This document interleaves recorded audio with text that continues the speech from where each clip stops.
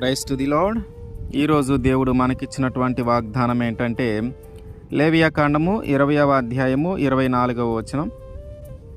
జనములలో నుండి మిమ్మును వేరుపరచిన మీ దేవుడైన యెహోవాను నేనే.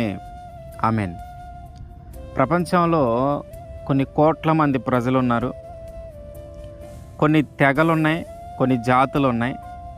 ఈ అనేకమైన ఈ ప్రజల మధ్యలో నుండి దేవుడు మనల్ని ప్రత్యేకంగా వేరుపరిచాడు. దేవుడు మనల్ని ప్రత్యేకంగా ఏర్పాటు చేసి ఉంచాడు. ఇంతమంది ప్రజల మధ్యలో నుండి మనల్ని సపరేట్గా వేరుగా జీవించేలాగా చేస్తూ ఉన్నాడు. కారణం ఒకటే, మనమేదో తెలివిగల వాళ్ళమనో, మనమేదో జ్ఞానం కలిగిన వాళ్ళమనో, మన పలుకుబడిని చూసో, మన అధికారాన్ని చూసో, మన ఆస్తి అంతస్తులను చూసో కాదు, కానీ కేవలము దేవుని కృప, దేవుని ప్రేమ, మన ఎడల ఆయన యొక్క ప్రేమను బట్టే అంతమంది ప్రజల మధ్యలో మనల్ని ప్రత్యేకంగా వేరుపరుస్తూ ఉన్నాడు, ప్రత్యేకంగా ఏర్పాటు చేస్తూ ఉన్నాడు. ఆయన ప్రేమను బట్టి, ఆయన కృపను బట్టి. అయితే మరి ఎందుకు వేరుపరుస్తూ ఉన్నాడు? మనం గమనిస్తే ఇశ్రాయేలు ప్రజలని వేరుపరిచాడు దేవుడు. ఐగుప్తు నుంచి వేరుపరిచి కానాను దేశానికి తీసుకొచ్చిన తర్వాత అక్కడ కూడా ఆ ప్రజలతో కూడా మీరు కలిసి ఉండొద్దు, వారి ఆచారాలు మీరు పాటించొద్దు, విగ్రహారాధన, అక్కడ పూజించే విగ్రహాలను మీరు పూజించొద్దు, వారితో కూడా మీరు కలిసి ఉండొద్దని దేవుడు వారికి తెలియజేస్తూ ఉన్నాడు. మరి ఎందుకు ఇంత చక్కగా వాళ్ళని వేరుపరుస్తూ ఉన్నాడు, ఇంత ప్రత్యేకంగా వేరుపరుస్తూ ఉన్నాడు అంటే కారణం ఒకటే, ఆ పాలు తేనెలు ప్రవహించే ఆ దేశంలో వీళ్ళు చక్కగా జీవించాలి, ఆ స్వాస్థ్యాన్ని వీళ్ళు పొందుకోవాలి, ఆ స్వాస్థ్యాన్ని వీళ్ళు అనుభవించాలి అని. ఆ రోజుల్లో ఇశ్రాయేలు ప్రజల్ని వేరు చేయడానికి కారణము వాళ్ళు పాలు తేనెలు ప్రవహించే దేశంలో నివసించటానికి.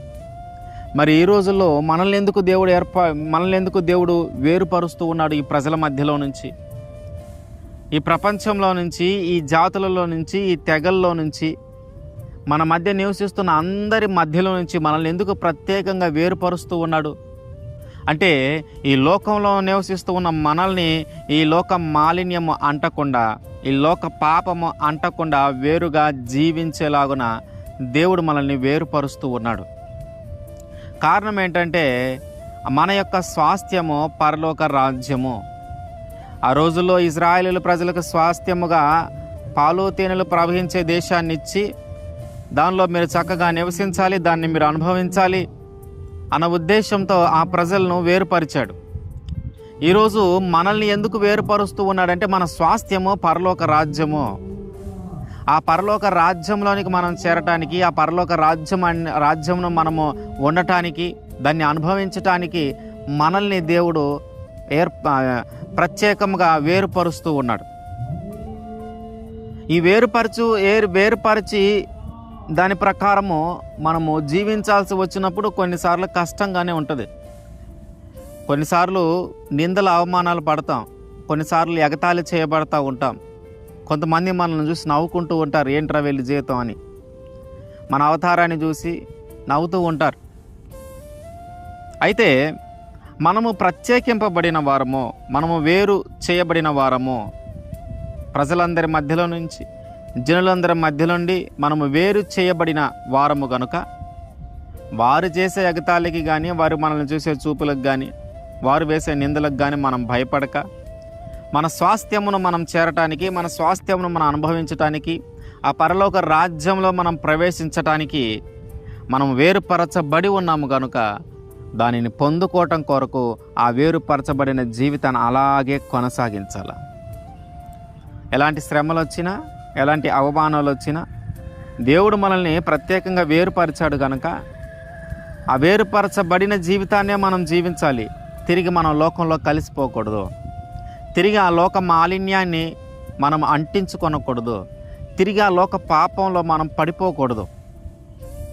దేవుడు ఏర్పాటు చేసుకుంది ఆ లోకములో నుండి ప్రత్యేకపరిచాడు, ఆ లోకములో నుంచి వేరు చేశాడు.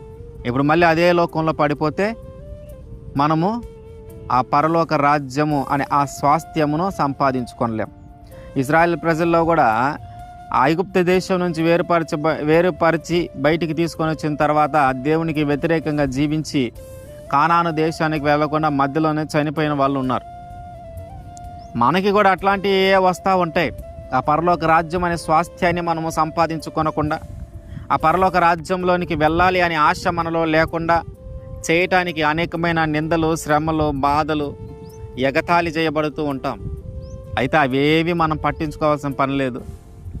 దేవుడు మన ముందున్నాడు, ఆయన నడిపిస్తూ ఉంటాడు, ఆయన మార్గంలో మనం నడుస్తూ ఉంటాం అంతే.